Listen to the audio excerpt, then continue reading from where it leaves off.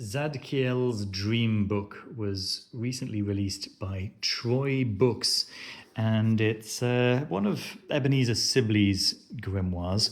So Ebenezer Sibley was a grimoire collector from the 18th century, and of course it's attributed to Zadkiel as well. Zadkiel is the archangel attributed to Jupiter, and so this is actually a collection of, I'm going to say, folk superstitions, right? Really very, very little more than that, and very little less than that. If that's exactly what you're looking for, then that's what you're going to get here. The idea is that the book is in two halves. The first half is, in fact, a dictionary of dream symbols and their interpretations, right there, from pages 7 to page 115. And then the second half is a compilation of many different types of fortune telling. And fortune telling really is the right word here, or the right phrase. I wouldn't want to be using the word divination here. It's much more of the realm of superstition. It feels a little bit like a curio, those cabinets of curiosities from around that time, the 18th and early 19th centuries, where adventurers and explorers would display objects of curiosity found at the bottom of the sea, or things like that, or found in distant lands that would impress their guests and things like that. That's kind of what we have here, right? I wouldn't necessarily turn to this book for any kind of help in interpreting my dreams. That said, it's fascinating to read some of those entries, and gives you a little idea of how contrarian some of these entries are. The minute you start dreaming of victory, that means you're going to lose everything, and the moment you start dreaming of losing everything, that's the moment that everything is going to be all right in the end. That kind of stuff, and that is very much a pattern throughout these entries. It's charming. And I think that's kind of the point over here. It's charming, it's interesting from a historical perspective. I wouldn't be relying on this, as I say, for help in interpreting my dreams.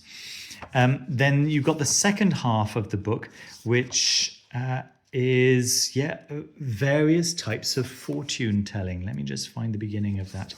There we go. The popular fortune teller, and you can see it is pretty much halfway through the book, and that is for palmistry. There might be a little bit more usable information over here, although again I don't feel it's necessarily deep knowledge or deep science. It seems a little bit more of the kind of information that a door-to-door magic peddler of the time might be sharing to gullible aristocrats or something along those lines, right? What does it mean if you've got a mole here or there or anywhere, on your face, on your body, on your hand, and so on? And then it goes into the meanings of the various planets and so on, and then it goes into maybe slightly less magical considerations on the way to get rich. Okay, and it's just basically straight up advice. This is what I think you should do to get rich if you're married.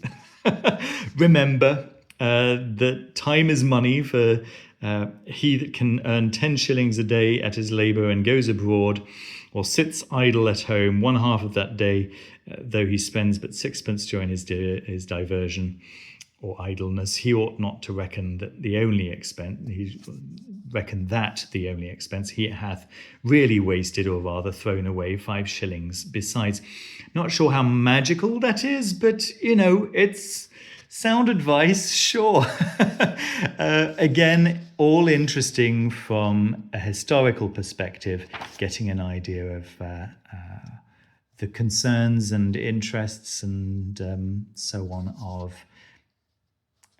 a community that might consider itself magical from the era, right? From the 18th century.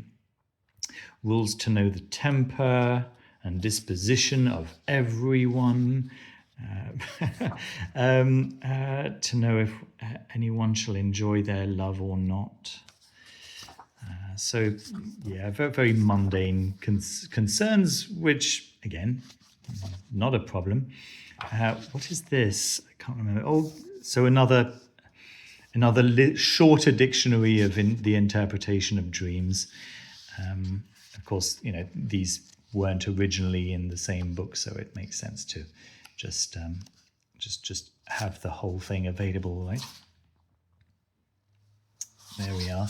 And so let me just discuss maybe the construction considerations of the book. Let's see. I think, if I remember correctly, it is perfect bound. All right, yes, not Smith sewn. Okay, those pages are glued straight into the back, which is the way in which they can make these books available so cheaply. I think I bought this for under £30, and this is their nice deluxe edition. When I received it, the board was kind of splaying, like going out a little bit, but that's something that a few days on the shelf seems to have almost fixed. Again, these are inexpensive books, and for the price, really very acceptable. Quite beautiful. This is real buckram.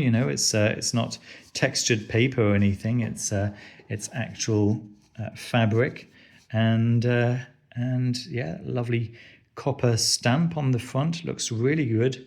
I think for the price nowadays, you'd be pretty hard pressed to get something this pretty. I mean, print-on-demand books are at least £20 more expensive than this nowadays, and this is definitely very nice, right? By that standard. There we go. So that's Zadkiel's Dream Book by Troy Books. I'll leave links down in the description, of course, as always. I hope you enjoyed the video. I hope you enjoyed the brief overview. Don't forget to hit the like button and subscribe down below if you haven't done so already. And if you'd like to support the channel, of course, there's a Patreon that you can join.